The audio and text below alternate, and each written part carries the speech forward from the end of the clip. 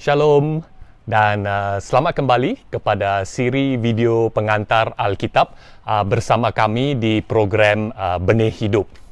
Nah, kita mulakan hari ini dengan melihat beberapa perkara yang menarik tentang Alkitab. Nah, kita sudah pernah berbicara tentang dua bahagian utama dari Alkitab, iaitu Perjanjian Lama dan Perjanjian Baru. Nah, Alkitab mengandungi 66 buah kitab, iaitu 39 kitab Perjanjian Lama dan 27 kitab Perjanjian Baru.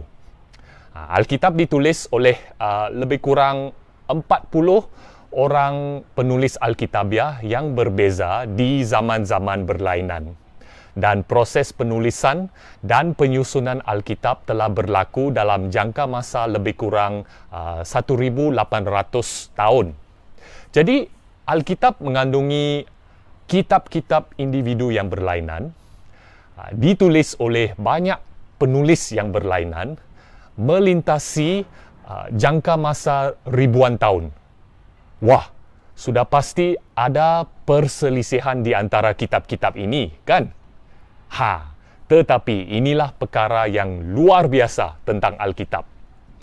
Walaupun terdiri daripada kitab-kitab individu yang ditulis oleh para penulis berlainan di waktu dan zaman yang berlainan, tetapi semua kitab-kitab ini bersatu dalam menyatakan satu tema dan satu mesej utama di dalam Alkitab, yaitu kisah Tuhan dan rencana keselamatannya di dalam Yesus Kristus.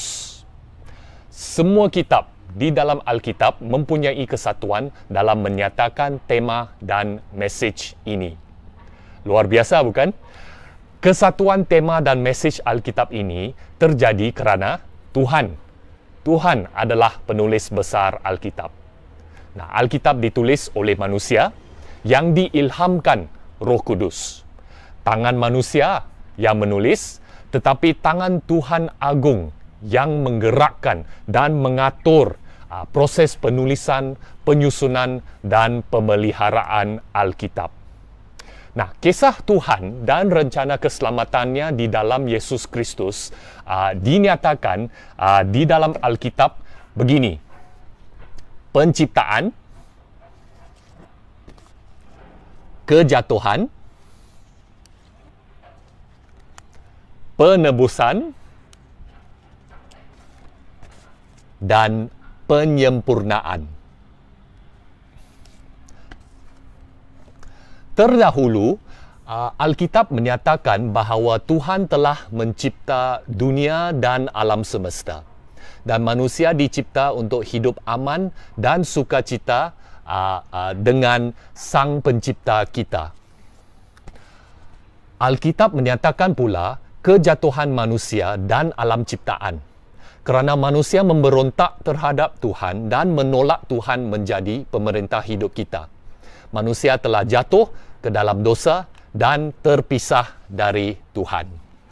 Nah, Alkitab juga menyatakan bahawa Tuhan mengambil tindakan dan melaksanakan rencana keselamatannya bagi manusia dan alam semesta, di mana Tuhan Yesus Kristus diutus sebagai juru selamat bagi kita. Kehidupan, kematian dan kebangkitan Yesus memperbolehkan keselamatan sebenar bagi kita. Nah, kisah Tuhan tidak berakhir hanya dengan program penebusan Yesus. Alkitab menyatakan janji Tuhan memperbaharui seluruh dunia dan alam semesta. Kristus akan kembali lagi untuk menghakimi dosa dan kejahatan dan akan terjadi pemulihan sepenuhnya. Jadi, penciptaan,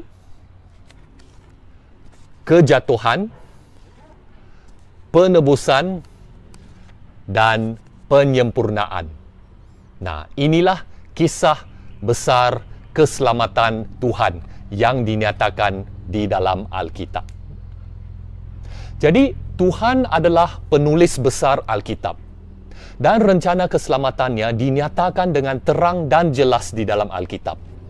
Oleh itu, kawan-kawan dan teman-teman sekalian, bukalah hati dan hidupmu kepada Tuhan supaya Tuhan menjadi penulis besar hidupmu dan Tuhan dapat menyatakan rencana keselamatannya di dalam hidupmu. Ibrani 12 ayat 2 berfirman kepada kita supaya menunjukkan mata kita kepada Yesus, pemimpin dan penyempurna iman dan hidup kita.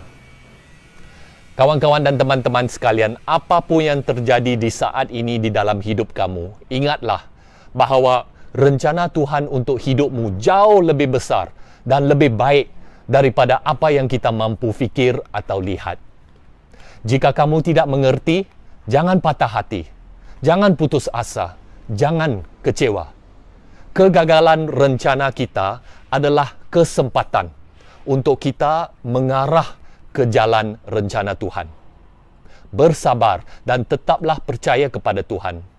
Serahkan hidupmu kepada Tuhan penulis besar kita, kerana Ia sedang mengarang kisah hidupmu supaya rencana indahnya terlaksana. Amin.